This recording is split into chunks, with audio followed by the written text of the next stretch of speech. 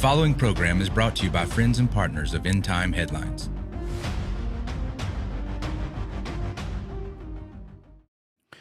All right, ladies and gentlemen, the saga continues. I don't know what chapter we're in now. I don't know what episode we're in, what season we're in, but we're talking about the Middle East drama that's taking place between Iran and America and Israel.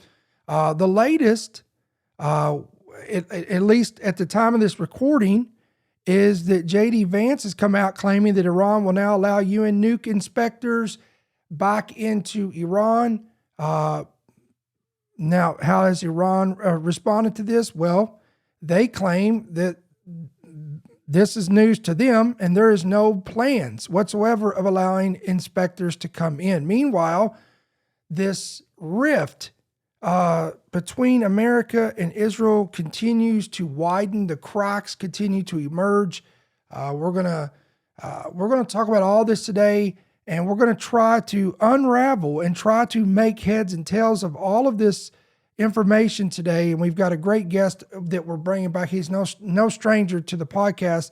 We're talking about Britt Gillette. We're getting ready to bring him in. He's going to give us some insight into this, the latest insight into this. And before we do that, guys, on this Tuesday night, June 23rd, if you can help us out hitting that like button, we'd appreciate that right here on YouTube. If you're listening by Apple or by Spotify or whatever you're watching or listening to this broadcast, if you'll hit that like button, hit that share button, hit that subscribe button, that is going to be beneficial to us, to help us out, and it's going to be a blessing to you. And as always, we want to offer a free app that we have. This is a gift to you. It's absolutely free. You can download today on Apple and Android. Pick it up today. Or you can scan that QR code right there on the video platform of this. And once you do that, hit yes to push notifications, and you're going to be notified every headline, every podcast, every breaking news, prophecy updates, every talking points that you see just like this will be right there at your disposal. So without further ado, guys, let's get right into this. Britt, it is always a pleasure to have you on from Virginia. How's it going, man? Oh, the pleasure is mine. Everything's going great. Good to see you. Great. Yeah, you too. And as we talked off camera, it's finally good to feel normal again after trying to adjust from California, all the flying, all the driving, the circadian rhythm thrown off, coming back. But it's good to be back in the saddle and be back in the studio here in the home state of Georgia, where you have lovely 98% humidity. You just walk out the door and sweat. But nevertheless, it is home, right? So, Britt, wow, where do we start, man? Let's pull up, we'll go past, present, future with this. So the first thing I want to talk about here is this article right here.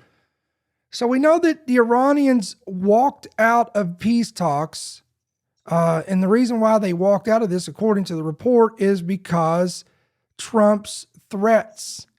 Basically, I mean, it's I call it the rinse and repeat. He threatens, if I don't like the deal, I'll just throw more, I'll bomb you. I'll bomb the blank out of you. I'll knock you out of commission. We'll do all this. And as a result of this, these officials just walked out of these peace talks. Then you had, Trump again tells this is the headline, tells rival leader he better watch his mouth. And at the same time, he continues to slam Israel for continuing to drop bombs in Lebanon with the war against the proxies there. That's the past, and we could really go into the past and pull up a lot of stuff here, but most of our audience and most of you guys know, you keep up with this and you follow with this. Let me bring you to the present here. All right, look at this. J.D. Vance claims Iran will now allow UN nuke inspectors back in. Could buy U.S. crops with unfrozen assets. Now, this sounds great. I remember when we shared this, but is this true? Because I'm getting ready to play a video in just a second, and we'll do a reaction to that. But this seems to be the consensus of this, Britt, and I know you probably see this too. It's like you don't even know what to believe anymore. So just interject right in here. Talk about a little bit about the past. Get us up to the present, if you would, if you don't mind doing that. Sure. Well, in regard to are these things true, I don't think there's any doubt that these are proposals that have been put forth by the United States and by Vance, but will they be agreed to by Iran? The answer is no. Flat out Right. no. Um, when you look at this memorandum of understanding, there's really nothing that Iran has said they would give up that they had that they hadn't already conceded prior to this conflict. So the only 2 points in the memorandum that ask for Iran to do anything is one, they're going to, it says, reaffirm their commitment not to seek nuclear weapons. Well, again, the word reaffirm shows that that's the same position they held prior, publicly stating they wouldn't do it. Well, we know they're doing it Yeah. anyway. And then number two, that they would reopen the Strait of Hormuz, which was wide open prior to this conflict. So every other thing that's written in there is what the U.S. will do, right? So, or what the U.S. and its allies will do. Because again, we know that, everybody's saying Israel must comply with point number one of this memorandum, which they had no role in negotiating or signing or any of that. We know that Hezbollah won't be held to the same standard. So effectively, Iran's not being asked to do anything. And so the question is, okay, well, we could talk about what's true, what's not, who made this point, who didn't make this point. Here's the bottom line. Who has the leverage in the negotiations? Unfortunately, as an American, I hate to say that it is Iran. Right. And President Trump himself told us that last week. He was at the G7 summit. He had a press conference there last week. And he said, if we hadn't signed this deal, we'd be headed toward economic catastrophe. And he said, in 4 weeks, the world will be running out of oil reserves. Now, when you say the And deal, you're talking about the recent deal that he made with memorandum Iran, of understanding. right? But of course, that's not true either, because again, even if the Strait of Hormuz reopens right now, and it has not, we can talk about that extensively, but even if it reopens to pre-war status, it's going to take at least 16 weeks for those oil flows to be any semblance resembling pre-war flows, like anywhere near it. Like we're talking maybe 70-80% of pre-war flows. 16 weeks out, by Trump's own admission, in 4 weeks, we're gone. Well, he said that a week ago, and he was probably operating on information that was 7 to 10 days old. I mean, none of this should be new if you're paying attention. The CEO of Chevron, senior vice president for Exxon, came out and they said, this, we're going to be running out of product end of June, early July in many places. We're going to be hitting tank problems. But Britt, this is what Trump said this morning. 19 million barrels of oil flowed out of the Hormuz Strait yesterday. That would be Monday. Now, how's that happening? Yeah, go ahead. You already know. I was going to say, I don't doubt that. What we have seen when you look at the actual transit calls, the 7-day moving average, as of today, it's at 13. So normal prior to pre-war was a range of 61 to 115. So we're at about 15% what we would consider normal right now. That's where we were in April, prior to the naval blockade, the U.S. naval blockade of Iranian oil. That was lifted 100% last week. So what we're seeing, the 19 million barrels he's talking about, is all of the gummed up oil flows of Iranian tankers that are heading out to their destinations. So we're nowhere approaching anywhere near to that. Even if tankers were willing to go through the strait and they said, okay, all is clear. We're not going to get struck. We're going to start resuming sending our tankers in and out of the Strait of Hormuz. Oil production was shut in well in excess of 10 million barrels a day throughout the Persian Gulf and Kuwait and Iraq and Bahrain, United Arab Emirates, Qatar, Saudi Arabia, all these places. You don't just flip a switch and bring that back on. Some places that have more modern infrastructure, like Saudi Arabia, they can bring that back online in a couple of weeks. Well, it hasn't been a couple of weeks yet. Places like Iraq, you're talking 6 to 18 months.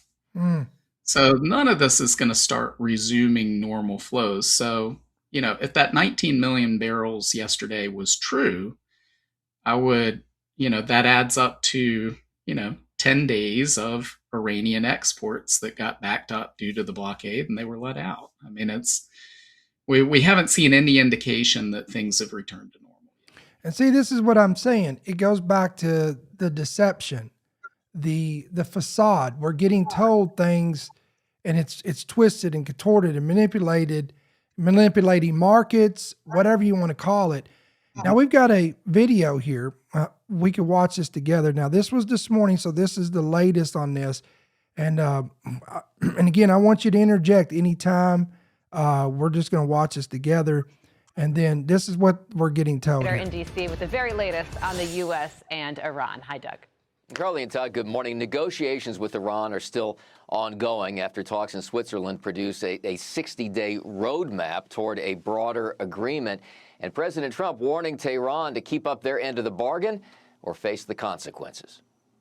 I think Iran, I can say on a sort of a different scale, is in its own way working out very well. Maybe it's hard to say just as well, but maybe almost just as well. And we're doing very well in terms of negotiating a fair and reasonable deal. If Iran doesn't live up to their agreement, or if they're not behaving, I will do what I have to do. And this comes as Vice President J.D. Vance returns from an intense round of talks in Switzerland, reporting that Iran will allow IAEA nuclear inspectors into the country, although Iran says no visits are planned at this point. But the administration is emphasizing a trust but verify approach. Now here's another. Let's watch this one. So President Trump is not letting up when it comes to pressure on the Islamic Republic, issuing a warning to Tehran about compliance. But Iranian leadership is trying to walk back a key part of the Memorandum of Understanding. Trey Yinks joins us live from Tel Aviv with the latest. Trey. Yeah, hey, Brian, good morning. President Trump spoke from the Oval Office on Monday, saying that if Iran doesn't live up to their end of the agreement, he'll do what he has to do. Now, over the next 60 days, the focus is going to be on resolving Iran's nuclear program and keeping the Strait of Hormuz open. With the initial agreement in place, millions of barrels of crude oil are leaving the Persian Gulf each day. We took in more oil yesterday than has ever gone through the strait. You probably. And that's what you were just talking about. So, Sure. yeah, so it's See that we have an oil gusher. The strait is totally open. You know that? That's not true though, right? Well, in theory, you could say, yeah, it's open. But who wants to be the one to test that out, right? So the Iranian ships are flowing because Iran is pretty certain they're not going to attack their own ships. But if I'm operating a ship that isn't part of Iran's inner circle, I'm not so sure that I'm willing to put my crew and my ship and my cargo at risk. Even with insurance, you don't, because it takes a couple of years or more to procure these ships if they're destroyed. And you lose all of the cash flows for the future routes that they could run, all of that. So you're putting a lot at risk. I mean, just think about it. If you're one of these, somebody in charge of one of these shipping companies, why wouldn't you say, well, that's great, it's open. I'm going to wait for some ships to go through there and make sure that everything is open and that those ships aren't attacked. And instead, we saw last week, they said, well, the strait's open. Then they said, Israel hasn't left Lebanon. It's closed again. Yeah, Right? exactly. Then they said it's open. Well, what happens if you send your ship through and they determine that it's closed and you get a drone or a missile coming at you? So this is we're 2.5 years past the Houthis attacking ships in the Red Sea, and traffic in the Red Sea is still 60% below what it was. Now, there's an alternative route to the Red Sea. There isn't an alternative route, a waterway route, at least, in the Persian Gulf. And so, not saying that that's going to stay the case for 2.5 years, but it's going to take some time before shipping companies feel comfortable going back to business from February 27th and before, in terms of carrying cargo through the Strait of Hormuz, because they don't know for sure if they're going to get attacked or not. Right. Now, I found this interesting. I'm going to pull this up. This was a new assessment that was done. The Iran war is reportedly bleeding the Pentagon dry. I know you probably saw this report. This is from the Daily Caller. If the expenses from the Iran war continue to grow, the Pentagon could run out of operational funds during the summer unless Congress passes an emergency wartime spending bill. This doesn't sound like it's going to go over well in midterms. The Pentagon needs $80 billion to, quote, cover expenses from the Iran war and other expenses, the Wall Street Journal reported, citing people familiar with the discussion. The details of the funding constraints were reportedly unveiled by the Deputy Defense Secretary and in phone calls with lawmakers. The $80 billion figure is not yet a formal supplement request under congressional consideration. Any such request would first need approval from the White House Office of Management and Budget before being sent to Capitol Hill. Any thoughts on this? Yeah, this is just politics. When have they ever not gotten the funding that was requested? So, yeah, the Pentagon's not in danger of running out of dollars. The Pentagon's in danger of running out of munitions. And that's the problem that people have been pointing to for quite some time. It's one that the Trump administration's pointed to. That's why this trade war with China they've been engaged in that, because we've realized that over the past 25 years, our military supply chain, it has become highly intertwined with China. And therefore, if we're ever to fight a war against China, well, we'd have to say, please keep sending us the supplies we need while we attack you. And that's unrealistic. So it's a national security threat. We've talked numerous times about the difference in the era of drone warfare, where you can make drones that cost tens of thousands of dollars or less.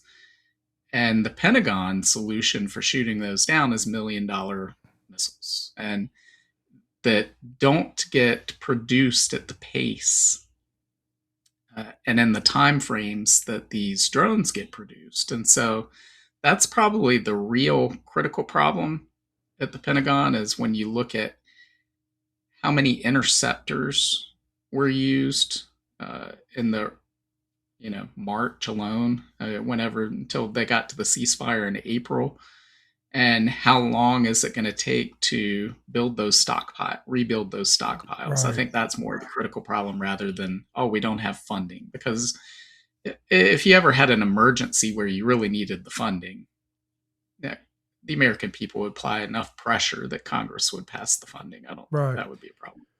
On another note, I found this interesting. Now, do you remember, I'm going to refresh your memory. Do you remember when, this was a couple years ago, I think, that you had all these quote unquote mysterious drones off in New York, New Jersey, and locations like this. And then one, I don't know, I can't remember who this was, a congressman or some political figure, said that he alleged, and he came right out in a video and said that he swore that off of the East Coast, there was an Iranian aircraft carrier and these drones were being released off of this aircraft carrier. Then in the Middle East, there was a lot of these UAP reports of these jellyfish type of anomalies or UAPs. And we know that they came out and said that 90% of all these UAPs are military origin. Now, you may say, well, what's this got to do with what y'all talking about? Well, I'm going to show you this, Britt. I don't know if you saw this morning, but this just came out today. Look at this. U.S. fighter pilot. You remember the one that was shot down by Iran recently? Well, he's come out and saying that he was shot down by what he calls jellyfish drones. And, I mean, he came out and said this was alien-like. A U.S. pilot who was rescued after his plane was shot down in Iran chillingly recalled being swarmed by Iranian drones that moved together in unison in a jellyfish-like formation. Quote, multiple drones interconnected and moving as one with smaller drones below the bigger drones like legs. One of the sources familiar with the pilots witnessed told CNN this, and he called it alien-like. The F-15 pilot shared the alarming encounter in debriefing with intelligence officials after the April incident. Now, in my opinion, Britt, I want to get what's your thoughts on this, but I think this kind of sheds some light on a lot of these things that we see in the sky. They're just, again, military origin, and we're seeing them play out in real time here in this war. Yeah, I think that's the case. And I believe it was that the last month or two of the Biden administration is when we started seeing all those sightings in New Jersey and other places. But this has been going on for multiple years, drone sightings around U.S. military bases, places like that. And I believe that's exactly what it is. And I think we came out after the fact and stated that it was us. Those were ours, but I don't know why that wasn't just claimed from the beginning, other than that they were trying to put a psyop on the public or whatever it was. But yeah, we're definitely in a different era of warfare, and it's advancing rapidly. I mean, we're still in the very early stages of all of this, but when you think of the ability that AI has to be able to interconnect multiple drones to act in a swarm, I mean, again, think of starlings or locusts or bees, ants, all of these things we see in nature that can operate with a hive mind mentality. That's what we're going to see in the future with drones. Right now, we're still seeing what are really, in effect, guided missiles to a large degree. But we're, especially on the battlefield in Russia, Ukraine, you're seeing much more sophisticated drones. You're seeing larger and larger drones. I think the size of those is doubling every 4 to 5 months. And so we're in a very critical point in time where we're really going to see a disruption in terms of geopolitical power based on who can best harness the power of these drones. I mean, now we're still in the era of mutual assured destruction. So nuclear armed countries like China and Russia and the United States still have that nuclear superiority over non-nuclear states. But from a conventional standpoint, we're seeing 20th century conventional weapons being rendered obsolete. That's why we see the Red Sea, a failure of the United States to reopen that. And that's why we see right now in the Strait of Hormuz, the U.S. Navy is unable to counter these drone attacks on shipping. And that's why they can't reopen the strait. Wow. And, this one caught my eye. Speaking of these drones, this is from California, which this is, they've been doing this, but police are using drones to disarm people now and making arrests. According to a report from San Francisco Gate, California law enforcement agencies are pioneering the use of drones in high-risk situations, marking what officials describe as a, quote, nationwide first in tactical applications. I mean, we're seeing like a police state here.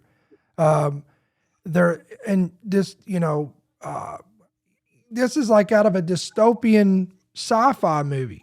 And you know, in my neck of the woods here in Georgia, they have these AI police dogs that are now being used in the city, in the major parts of the city. You know, so we're, like you said, this is a new era of technology, and you know, and I said a lot of this UAP UFO stuff. You know, we want to equate it to demonic or supernatural, but a lot of, again, over 90% of this stuff is just modern weapons of warfare that we're seeing, that we, you know, we're trying to describe something we've never seen.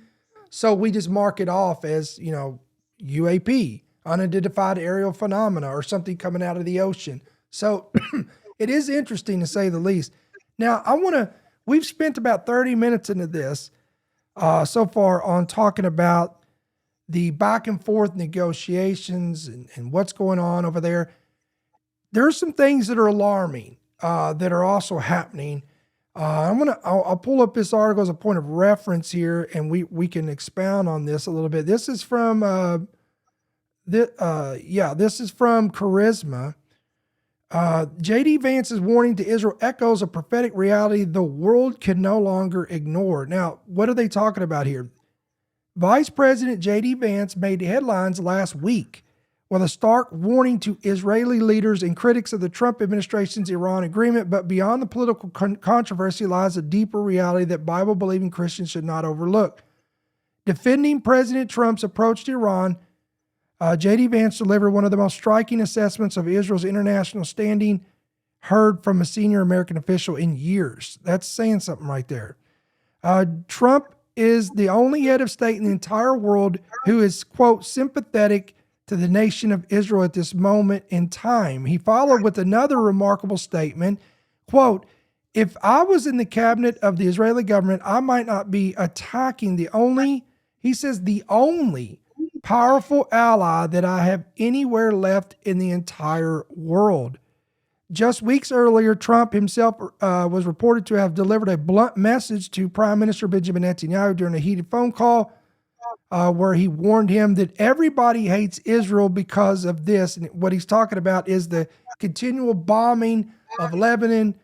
Trump even went on to basically scald Israel for their continuing bombing of Lebanon. And I think, Britt, the thing that really stood out to me was these statements from Trump where he says, if it were not for me, then there would be no Israel. That sent a chill up my spine. And so we're seeing this rift start happening, or it's been happening, but it's starting to widen between the White House and Benjamin Netanyahu and Israel, or we should say America and Israel. I'd love to hear your thoughts on this. Sure. Well, you know, you mentioned Trump's statement, and that statement that Vance made, that I wouldn't be attacking the only powerful ally I have in the world, I think, something along those lines. Again, in both cases, they're ignoring God. God is very clearly on Israel's side.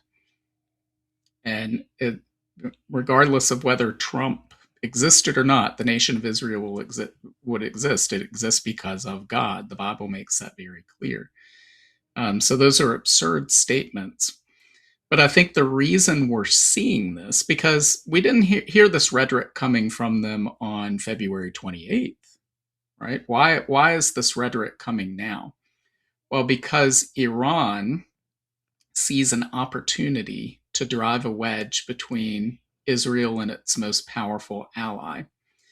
And that opportunity is the leverage that they're exacting over the United States through this shutdown of the Strait of Hormuz. Again, we go back to President Trump's G7 summit press conference last week.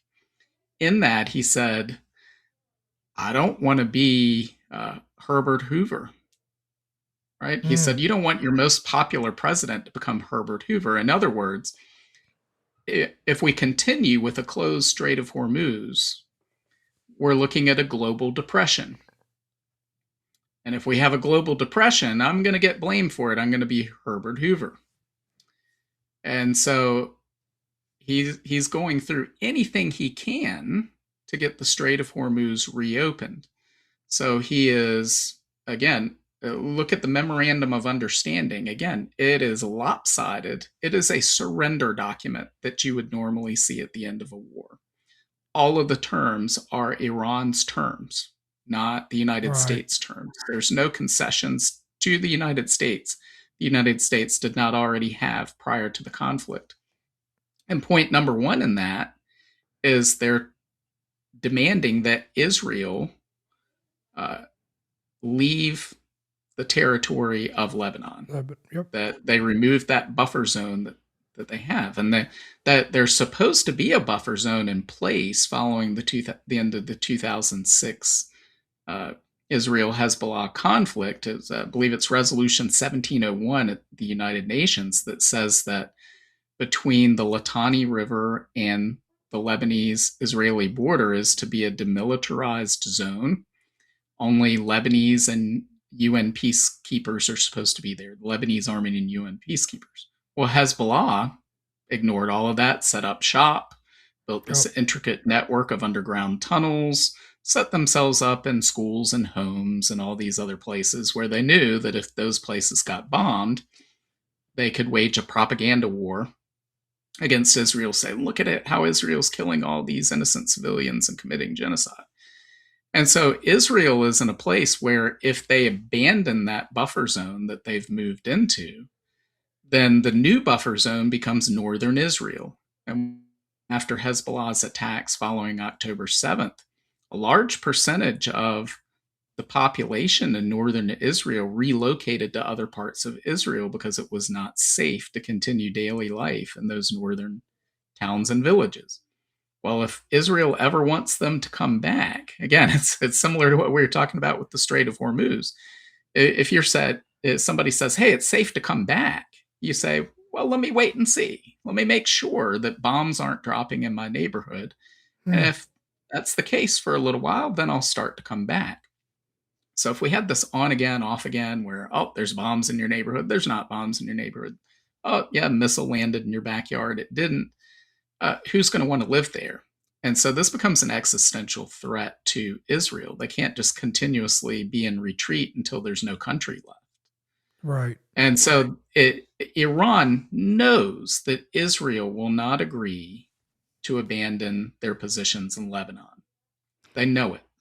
And so they're creating this situation knowing that either, well, maybe by chance they will abandon that. That's a victory for us in Iran's eyes, right? But in all likelihood, there will be pressure applied by the Trump administration.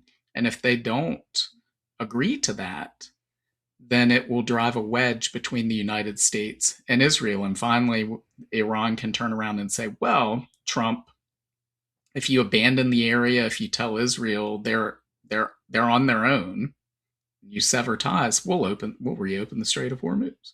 So they've got all the leverage here, and that's what they're trying to do. And again, we saw earlier in some of those comments, Trump saying, well, I'll do what I have to do. I'll go back in. I'll destroy everything. Again, he made all of these threats and acted on them for all of March. It didn't stop, right? They didn't do any good.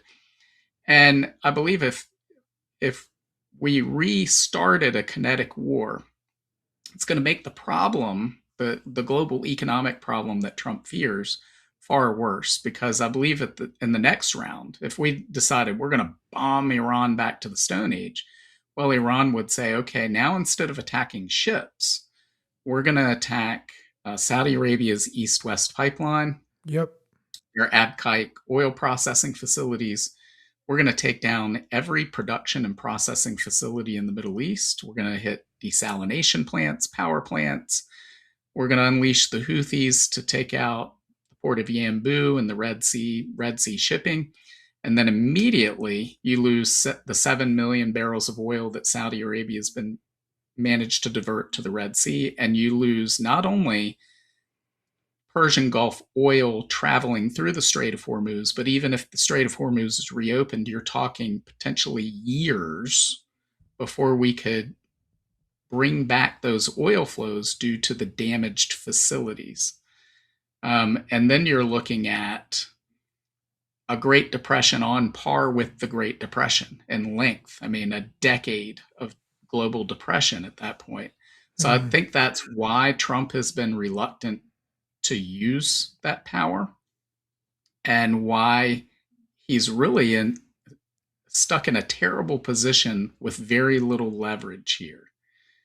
Because if and we may see that Iran pushes that point. Yeah. And Trump says, well, you know what? We're stuck with a global depression anyway. I might as well take these guys out. And then because he may have the political capital to do that. If Americans are paying $10 a gallon for gasoline because the Strait of Hormuz is permanently closed, at that point, the president could probably make a pretty good case. We need to invade Iran and remove this regime and reopen the strait. And he'd probably get a lot of backing for that. But it would come at high costs to America and lives, as well as possibly our financial future. So, but at this point, there's not a whole lot of good options left. I mean, it sounds like the perfect storm, basically. And one of the concerns I brought out, now I can't remember when I talked about it. This was probably about 3 weeks ago when I started seeing these cracks emerge. I brought out some talking points. First of all, let's talk about this. We got midterms coming up. If this thing keeps dragging on this, it's not going to favor Trump. There's new polls coming out saying, I think I saw one at 30% approval rate. Now, you can do whatever you want with that. You know, I get it. People don't, they don't believe in polls, whatever. But, I know when I talk to normal people, and I'm all over the place. We was in California. I'm here in Georgia. We'll be going out your neck of the woods in August. I talk to people, and most people, if they supported the war in the beginning, they're turning because of the economic pressures that's coming from this. Surging fuel prices, inflation, it's hitting them in their wallet, energy, groceries, whatnot. Now, I'm going to dovetail right off what we're talking about here. My concern is another aspect of this. We know that Trump, his legacy, he wants his legacy to be Mideast peace. He's talked about that. And in order for the Abrahamic Accords to continue, the biggest key player, the golden player that he wants to get in here is Saudi Arabia. Now, they've come out and they have said that we will not join the Abraham Accords unless there be a Palestinian state. Now, I want to put a stake there for a second because I'm going to talk about that, and then I'm going to have you interject here. Then, so you've got that going on. You've already got the pressure that's mounting between Netanyahu and Trump, and just everything you just said. Iran is setting back, in my opinion, and playing America and Trump like a fiddle. They're playing them right into their plan, which again, we know that this is a radical ideology that embraces death and destruction. In fact, their Islamic beliefs, their radical Islamic beliefs, to usher in their Islamic Messiah is there has to be chaos and there has to be a major war between the West and the East. So they embrace this. Now, it baffles me how Trump's spiritual advisors are not telling him this, or are they? And he's just ignoring him. Who knows at this point? But you can't negotiate with these people. We know that. You said it right at the very beginning. It's not going to work. It's no matter what. You can put a 60-day plan, 30-day plan. You could put carrots on a stick all day long. You could put all this stuff out there, and it's just not going to work. It's just going to go on and on and on. And the longer this thing goes on, the more it favors Iran. And like you said, they're trying to put a wedge between Israel and America. Now, think about this, how chilling this is, Britt. If Vance's statement is true, and America is the last greatest ally of Israel, how close are we to fulfilling? And I'll pull the scripture up here, guys, and then I'm gonna throw it over to Britt. Let him engage here in giving some commentary on this. How close are we to fulfilling Zechariah's chilling prophecy that the day would come when Jerusalem would become the cup of drunkenness to all the nations when they laid siege against Judah and Jerusalem, and in that day, Jerusalem would be a heavy stone for all people. That's all the nations, including America, in my opinion, who would heave it away. And the prophet gives a stunning warning and says they will be cut in pieces, although all nations are gathered against it. That again, folks, that's Zechariah chapter 12. And from what I've studied, Joel, the prophet Joel tells us that in Megiddo, those nations that divide Jerusalem and Israel will be gathered together and they will be judged there in that war because of what they've done to my heritage, Israel. Britt, what, let me I know that was a lot there. Recap. Abraham Accords, Saudi Arabia. Do you think that Trump is going to put pressure on Israel for a Palestinian state because he wants this Abrahamic Accords so bad that he knows Saudi Arabia has to be the key player? And then what are the possibilities that, America will be this final nation that abandons Israel in reality here? Yeah, well, in terms of military defense, I think America either is going to abandon Israel or lose the capacity to come to Israel's defense. Mm.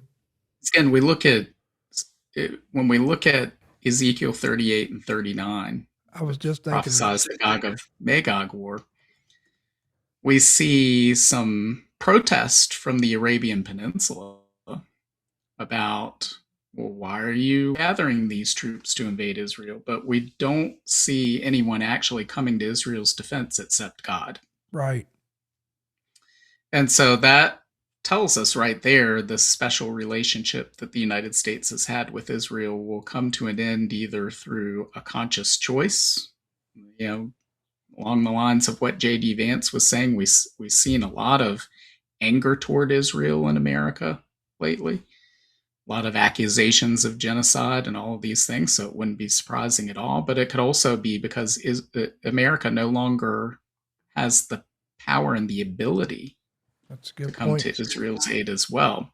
Because I think, that's a whole nother discussion, but I think this is showing that the United States is not the superpower we've all come to believe that it was. So, we're still operating on the idea of Desert Storm, and what did Saddam Hussein have, the third or fourth largest army in the world at that time, and that was one of the biggest, most lopsided victories in human history. And the United States had the superior technological advantage over other nations for a long time. Well, that gap is closed in many ways. And people are still operating on the assumption that we still maintain those technological advantages and that we can overcome anything that we face. But obviously we can't. We look at the Red Sea, we look at the Strait of Hormuz. Those are U.S. failures, 2 in a row in the last just three years, basically. So to me, I look at Ezekiel 38:11 tells us there will come a time where Israel is in a state of peace and tranquility, undisturbed, where they don't even suspect that an invasion like the Gog of Magog invasion will take place. We know Iran is part of that invasion. I really can't fathom how we get to Ezekiel 38:11 with the current Iranian regime remaining in power. Maybe there's some way that my imagination can't get there. But I think they will be toppled at some point, whether it's through, they push the Strait of Hormuz issue so much that, as I said, Trump could say, well, you know what, we're not going to abandon Israel, but if you're not going to open up the strait and there's going to be economic calamity anyway, I'm going to attack you and remove you. And we see a bloody ground invasion. We could also see some sort of Israeli operation similar to some of the amazing things we've seen in the past, like with explosives put into people's phones and devices. And we could see something that leads to a toppling of the regime and a Israeli pro-U.S. Israel friendly regime takes over. Who knows? But one way or another, we've got to get to that place. I think all of this and all of what we're seeing is just signs of how close we are to the tribulation period and the second coming of Jesus Christ, because we are seeing, from a rational human standpoint, there's no reason that Jerusalem and Israel should be the center of world affairs and what everybody is focused Right. on. Yet every nation in the world is focused on it.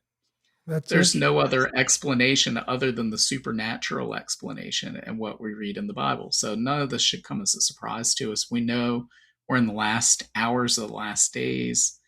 And so this is exactly what we should expect to see. We should expect to see Israel isolated, abandoned by every nation. But while Trump thinks he's responsible for Israel's existence, and J.D. Vance says you better not upset the most powerful and only ally you have, they both overlook that God is on Israel's side. And he has made a promise that once he brought them back into the land, they are never to be uprooted again. Yep. So we hear all these calls that Israel's going to disappear, they're going to lose these wars. We can emphatically say that is not true. The Bible makes it very clear Israel is there to stay. Well, when I read Ezekiel 38, there's a couple things that really stand out to me. Is in verse 4, the Lord says, I will turn you around, implying that something has to happen, because when you read on down in this chapter, I've got it pulled up here for you guys that are listening and watching. It says, after many days you will be visited. It will be in the latter days of Israel. They will be, and it describes their conditions. They will be dwelling in safety. In safety. They will, they'll be dwelling in a place without walls, neither bars nor gates. So something has to happen, because they're definitely not there now, present tense. So something has to happen that's going to be so bad that they're going to be pushed into some type of a peace agreement that's going to allow them to lower their guard. They're going to lower the gates, no bars, no gates, dwelling in safety, let their guard down per se, like you brought it out. They're not going to be expecting to see this.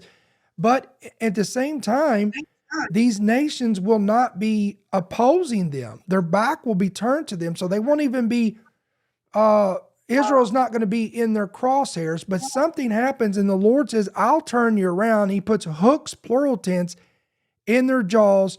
Now there's great speculation among theologians and those of Bible prophecy. What are the hooks in the jaws? Some say it's oil. Some say it's going to be resources, water, food, because there's possible famines taking place. Perhaps the war that led up to the peace, the false peace, that has caused major disruptions in food supplies and economy. And thus, while all these Middle Eastern nations are suffering, Israel is blossoming. They are, the irrigation is flowing, their resources are flowing. They have all whatever this is, and I always say it's not hook, it's hooks. Whatever it is that is going to entice these nations, which again, Russia, southern Soviet Russian states, Turkey, Iran, you got, all this coalition that's mentioned. Ethiopia, Libya is with them. And it goes down here in verse 12. They come to, quote, take plunder and take booty or resources. Any thoughts on that? I mean, is that kind of what's the consensus that you get on that as well? What is going to be the thing? What do you think is going to be the thing that's going to pull these nations back into actually carry this out against Israel? I really have no idea. I mean, I can speculate on things. I Right. don't know if there will be more natural gas discoveries or oil discoveries in Israel that they seek out. But when you look at, Russia seems to be the major player in that passage. Yep. And we know that they've tried to build alliances throughout the Middle East. We know Russia tried to build has been working on alliances with Iran to create an OPEC of natural gas, along with Qatar. And so we know that how resources control or geopolitical power levers on the world stage. And Russia would like to use those. And, again, as much as, you and I support Israel because of God's word, why does the United States government have an official policy that Israel is its ally? Well, because that is our ally in this oil, energy rich resource area of the planet. If Israel were located, somewhere where there weren't these oil resources nearby, I doubt that we would probably see that as the official position of the United States government. And so, especially if there's some sort of problem that emerges, the wedge that's driven between the U.S. relationship and Israel, where Russia feels that the United States wouldn't come to Israel's aid in the event of an invasion like the Gog of Magog invasion. Well, if we can eliminate them, then the path is open to controlling the entire Middle East and thus controlling China and the whole rest of the world. Because between Russia and Saudi Arabia, there's your number one and number two biggest exporters of oil on the planet. And it's really all about oil exports, not oil production. We hear a lot about, well, the U.S. is the number one producer. Yes, but we consume all of it and then some other stuff, right? So the power comes from what are you able to export? And so the Middle East is filled with nations that are net exporters. And so there's a lot of power and plunder to be had there. And perhaps Israel is the gateway to plundering the rest of the Middle East. And it's not necessarily Israel itself. All right. So we got a few more minutes. Let me ask you this. We got about right now, as of recording of this, we're at the end of June 23rd. You go 6 months out, we're in midterms. What do you, and again, I know you don't claim to be a prophet, but none of us claim to be prophets here, but in your opinion, what do you expect to see transpire in that 6 month period between now and going into the midterms? What are you expecting to see unfold? I would expect to see the onset of global depression and a financial crisis unfolding. In fact, probably any time now. I'm surprised that it hasn't already, but I think we've been able to live off of these oil reserves for quite some time. But as President Trump himself said last week, we've got 4 weeks until those run out. So 4 weeks from when he made that statement is July 15th. Interesting. Again, even if peace breaks out in the Middle East and we begin to rebuild those oil flows, we hit tank bottoms before then, which means that we're looking at least 12 weeks, a 12-week period where 12% of the world, a minimum of 12% of the world's oil supply and 21% of its liquefied natural gas doesn't go into the global economy, cannot be used. It's not available at any price. So that means skyrocketing prices. It means that businesses shut down. We're already seeing this in a lot of places. And, here in the United States, I hear, well, this hasn't happened yet. Well, depending on where you are in the world, in places like Pakistan and the Philippines, Kenya, they have like $10, $12 a gallon gasoline. And so as that hits the rest of the world, well, you can no longer operate your factory. So we're seeing rationing in India. Well, if you can't operate the factory because you either don't have energy or the price of it is too high, well, then you lay off your workers. If those workers are laid off, well, they can't spend what they used to. And so we're going to see this effect ripple throughout the economy. And then I would say an area that not a lot of people are paying attention to is Japan. Japan imports 97% of its oil, and 75% of that comes through the Strait of Hormuz. So they built up big reserves following the 1973 Arab oil embargo. They said, we'll never let this happen again, but those reserves are dwindling down.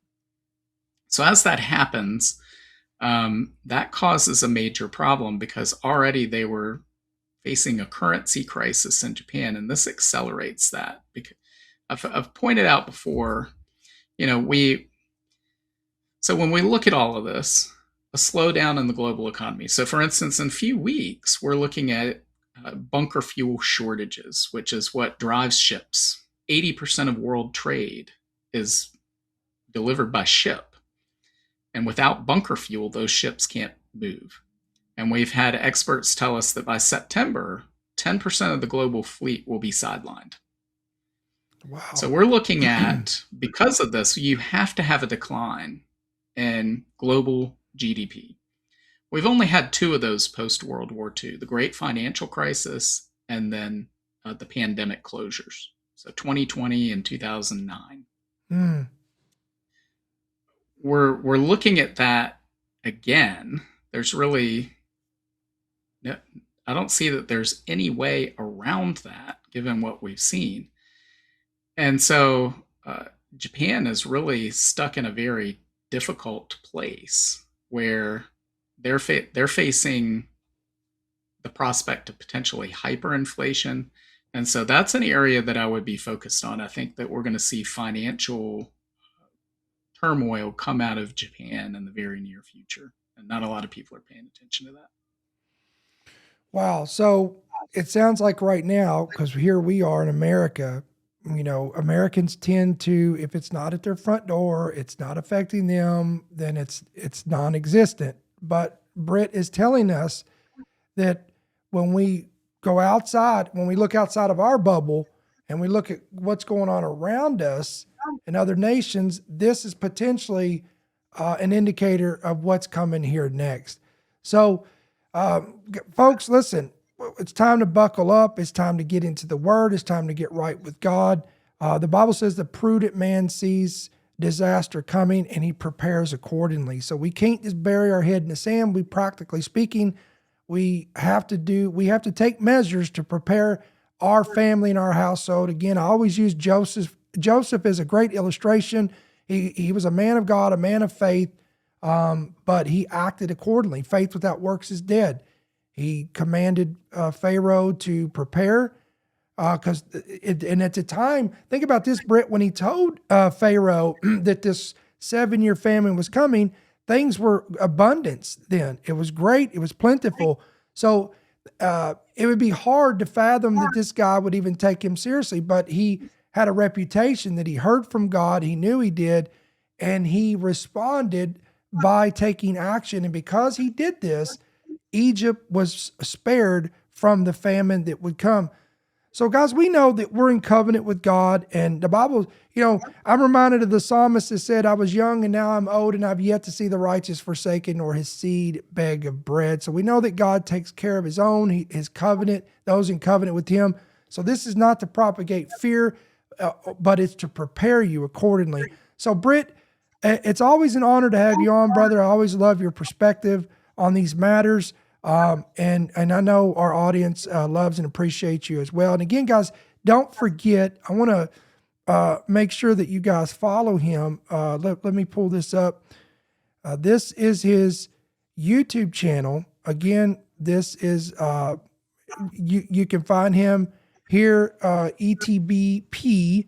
That's End Time Bible Prophecy with Britt Gillette. He also has a Substack. You can see that right there. We'll put all that information right there on the bottom as well, so you can see that throughout this podcast. Again, don't forget to go over there and hit that like button, hit that subscribe button, subscribe to his channel, and you'll be blessed with a lot of his insights. He also travels with a lot of the guys that we run with as well in this circle of eschatological speakers and Bible prophecy speakers as well, and conferences. And Britt, you have a conference coming up, right? You want to tell them about that coming up here soon? Well, actually, so I'll be attending the Abraham to Armageddon Prophecy Conference in Gettysburg, Pennsylvania. That's August 1st. If anyone's going to that, just be on the lookout for me. I won't be a speaker there. I'm going to be an attendee, looking forward to hearing all the wonderful presentations there. So, but if you are in the area and you go to that, make sure to stop by and say hello. So there you go. So he'll be in attendance there. And we, a lot of these conferences, even though, I was blessed to be one of the speakers in Idaho, but I'm looking forward to trying to be in attendance to a lot of these conferences coming up as well. So it's always great to get that information as much as possible when it's available. So Britt, again, thank you so much for being a part of the program, and we'll see you on the next one. All right. Thanks for having me. It's a pleasure to be here. All right, guys. So we hope that you've enjoyed this special segment. Again, don't forget, if you've not done it yet, hit that like button, hit that subscribe button, hit that bell notification. That'll be a great blessing to us. And again, we want to give you a free gift. If you haven't downloaded our free app, again, don't forget to pick it up today, Apple, Android, or scan that QR code. Whatever you would like to do, pick that up, hit that push notification, and that way you can be notified of all of these new updates, new prophecy updates, headlines. Everything that we put out will be right there at your fingertips. And as always, guys, we want to give an opportunity, if this ministry bless you, encourage you, equips you, informs you week after week after week, and you stand behind our mission statement, and you would like to support End Time Headlines with an offering or a partnership, here's more information on that, and we'll be right back. If you enjoy our content and would like to partner with End Time Headlines, helping us make more people aware of the times and seasons which we are in from a prophetic perspective, you can go to endtimeheadlines.org and click Support. Here you can give a one-time gift or a monthly pledge on our main website. This page also shows you how to give electronically through Cash App or Venmo. If you would like to give by check or money order, you can make it out to End Time Headlines at P.O. Box 1391, Monroe, Georgia 30655. Or you can give through our free End Time Headlines app by pressing the bottom right button that says Donate. All right, guys, this is going to wrap it up for this Tuesday night, the 23rd. Don't forget, we will be off, as always, on Wednesday, the 24th. Wednesdays we take off. But listen, we're going to be back on Thursday night. You don't want to miss this, 7 p.m. Central, 8 p.m. Eastern, right here on our YouTube channel. We have got Joe Hawkins and Mondo Gonzalez of Prophecy Watchers, and we're going to give you new information on this red heifer activity. There was a brand new heifer, red heifer, that was born in Israel. We brought them in. This is going to premiere on Thursday night. We're going to talk about the significance of this prophetically, why this is important, why we should even be paying attention to this. We're going to discuss all of this on Thursday night. So don't forget to bookmark that. Be sure to come over here and catch that. So listen, we love you guys. We appreciate you. And until we see you guys on the next one, I pray the Lord bless you, keep you, and may his countenance shine upon you. We'll see you soon. Thank you for listening to the End Time Headlines podcast. We pray that you've been blessed and equipped by today's message. For more information about how you can help partner with our ministry, please visit endtimeheadlines.org.